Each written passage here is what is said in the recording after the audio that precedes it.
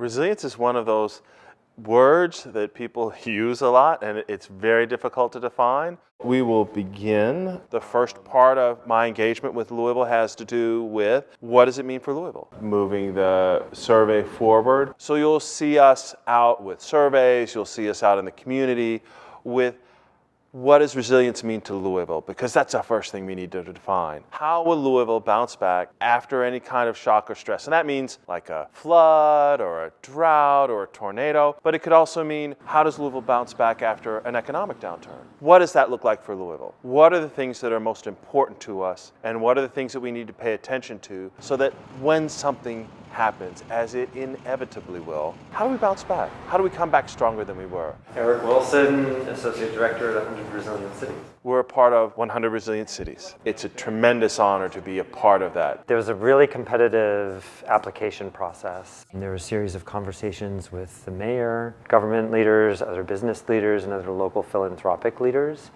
And it was through that series of conversations that the organization decided that Louisville would be a great partner. Oftentimes I hear about other philanthropic opportunities, and I think it'd be a great match for Louisville. I'm able to make a lot of those connections.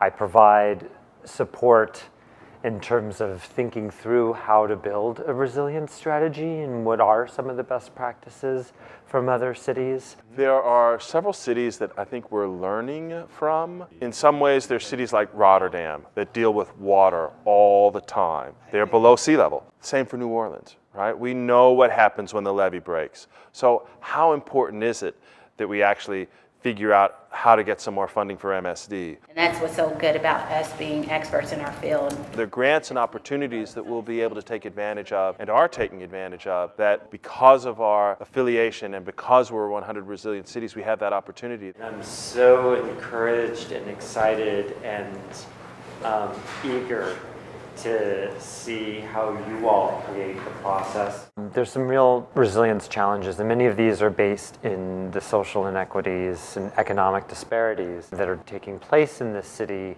These issues are actually on par with threats like the Ohio River flooding to really create vulnerabilities in the city. And what I find so exciting about Louisville is the sophistication and the honesty and the authenticity in which those conversations are starting to take place. It's not only going to serve Louisville very well, addressing these super complex issues, but will also be super instructive for other cities that are struggling with the same issues. How do we talk and how do we engage in real dialogue so that we are co-creators with our neighborhoods, with fellow citizens? This is about a journey that we're going to take as a city, and we're going to learn together as we go.